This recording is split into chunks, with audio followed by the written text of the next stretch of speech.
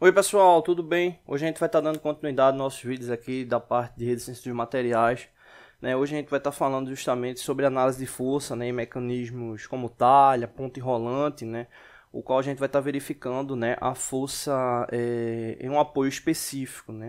Nesses casos aqui, a gente tem como principais elementos, a força central, que é onde você tem a tendência de maior flexão, do mecanismo. Então, que é justamente esse F1, você tem a força aplicada ao elemento de transporte, o F2, você tem aqui a distância referente ao centro, a distância referente ao elemento de transporte e o comprimento total do mecanismo. Então, no caso aqui, a gente vai querer descobrir a força de apoio A, o quanto é que está tendo ali de força de aplicação aí nesse elemento. E aí, no caso aqui, a gente está supondo o seguinte, uma força 1, essa força central aqui de 20 kN, a força 2, 8 kN, o comprimento aqui com 5 metros, o L1, L2 com 3,8 e o comprimento total aqui do mecanismo com 10 metros. Então, no caso, para esse cálculo, para essa força de apoio, que ele serve tanto para esse ponto A como para esse ponto B.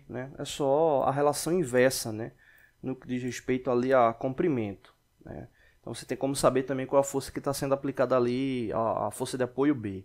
Bom, no caso da força de apoio A, a gente vai ter a força 1 multiplicado pelo comprimento 1, somado com a força 2 multiplicada pelo comprimento 2, dividido pelo comprimento total. Então, no caso aqui, a gente vai ter 20 kN multiplicados por 5 metros, mais 8 kN multiplicado por 3,8 metros, tudo isso dividido por 10 metros, que é o comprimento total ali do mecanismo. Então, no caso aqui, a força no apoio A é justamente de 13,04 kN, aproximadamente 13.000 newtons, tá bom? Não deixe de se inscrever no canal, toda semana tem vídeos novos, valeu! Oi pessoal, tudo bem? Hoje a gente vai estar dando continuidade nos nossos vídeos da parte de mecanismo, Hoje a gente vai estar falando justamente aí sobre dilatação térmica, A gente vai estar vendo aí um problema, relacionado aí à dilatação térmica. Vamos lá.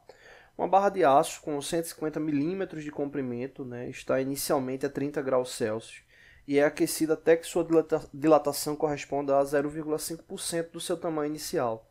Determina a temperatura final dessa barra. No caso aqui, como é uma barra de aço, a gente já tem aqui a indicação do coeficiente de dilatação linear, 1,1 vezes 10 elevado a menos 5. Então, é o valor referente aí ao aço. E aí, nesse caso, a primeira parte é justamente saber quanto equivale 0,5% de 150 milímetros, já que com a dilatação ela teve esse aumento de mais 0,5%. Ou seja, 0,5% de 150 milímetros é igual a 0,75 milímetros. Então, ela teve uma variação de 0,75 milímetros, ou 75 centésimos de milímetro. Bom, nesse caso, o comprimento final da peça é justamente 150 milímetros, que é o inicial, mais a variação, então ele vai até 150,75 milímetros.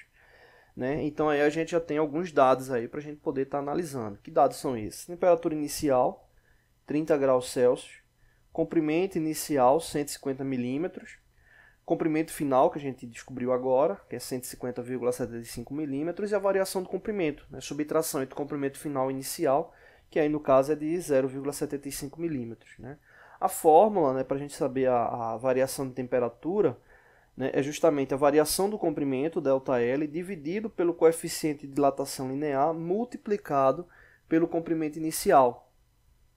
Ou seja, a gente tem aqui a variação de comprimento, nesse caso aqui é o 0,75, a gente tem um coeficiente de dilatação, que está aqui indicado, e o comprimento inicial, está aqui informado. Então são os valores aí que a gente precisa.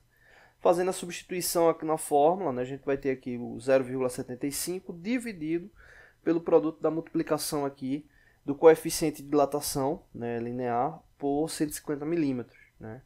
Então, o resultado final vai ser esse aqui, 454 graus Celsius. Só que isso representa o quê? O ΔT, a variação de temperatura. Isso aí não é a temperatura final, que é o que a gente está querendo saber. Qual é a temperatura final? Não é a temperatura final. Então, nesse caso, a gente precisa somar a temperatura inicial mais a variação.